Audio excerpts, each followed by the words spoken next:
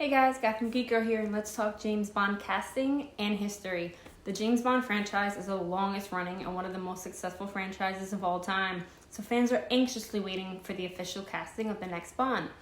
Rumor has it that Aaron Taylor Johnson is up to play the world's most famous spy. Since the 1960s, the British secret agent working for M16 under the codename 007 has been a cinematic icon.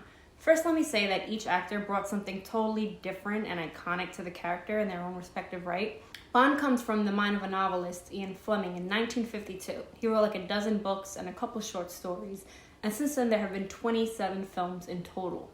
Bond is definitely up there with like Marvel, Lucasfilm, Pixar, but the family that owns it, the Broccoli's, they want to keep the property from being diluted by like TV series and film spin-offs. They're very protective of it. The Bond franchise is completely controlled by the Broccoli family.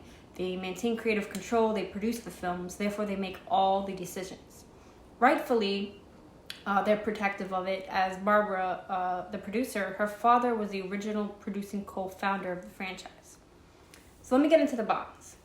Sean Connery was the first to play Bond on the big screen, but he was actually not the first actor to play Bond. Barry Nelson was the first to portray Bond in a 1954 TV adaptation called Casino Royale.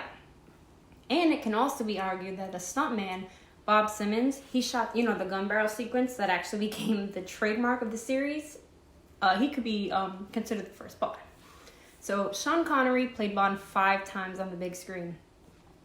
After him, we've had David Niven, George Lazenby, Roger Moore, Timothy Dalton, Pierce Brosnan, and most recently Daniel Craig.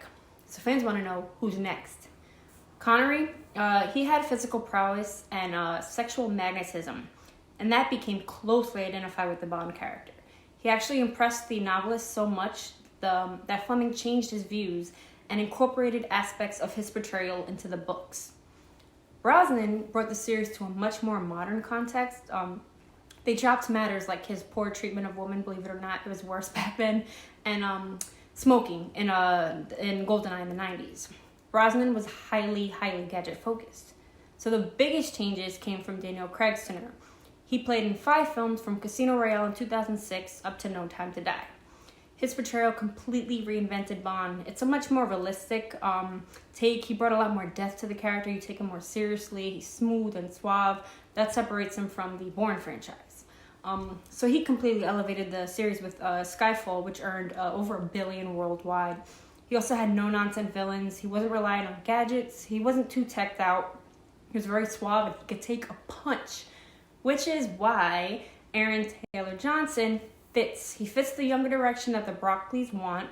He can definitely take a punch. With his previous roles, I definitely think he can do this. He can do more movies. I've been a huge fan of his career since Anna Karenina, Kick-Ass, and he's grown into such a phenomenal actor. He's given amazing performances. In Savages, he did a movie with Jake Gyllenhaal, which is phenomenal. He was so scary. He was amazing in Bullet Train. So he met with the producer, Barbara Broccoli, and according to sources, the meeting went well. Nothing has been decided yet. Also, his role in Craven may affect his time. Other actors, like Henry Cavill and Tom Hardy, they've been tapped as like favorites to play, but Aaron Taylor Johnson checks off more boxes, as the producers are looking for like a 30-something-year-old who could make a 10 to 12-year commitment to the franchise. And he should be British. His race and ethnicity doesn't matter, as long as he's British, and I think he should be someone that can kick ass, pun intended. What we do know is that according to them, race doesn't matter. He just has to be male. He has to display his characteristics like womanizing. Fleming originally portrayed him like as, like athletic in his 30s or 40s. He liked drinking, smoking, gambling, womanizing. He's an exceptional marksman. He's skilled in combat and on unarmed combat.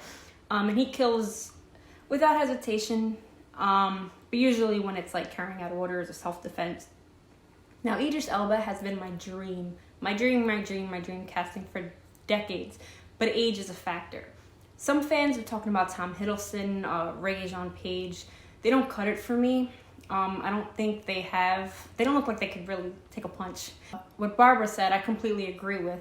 She basically was saying that like she doesn't care if Bond is black, but Bond should not be female. And I completely agree. It should only be a man to play Bond, and I agree with that. And she believes in making characters for women, that you're not just having women play men's roles. So I completely agree, because I'm like a huge fan of movies like Atomic Blonde, and there are roles out there for women. So I really love that she thinks it's important to make movies for women about women. So Bond needs to stay male, he should be British, and his race does not matter. But I'm for Aaron Taylor Johnson. What do you guys think?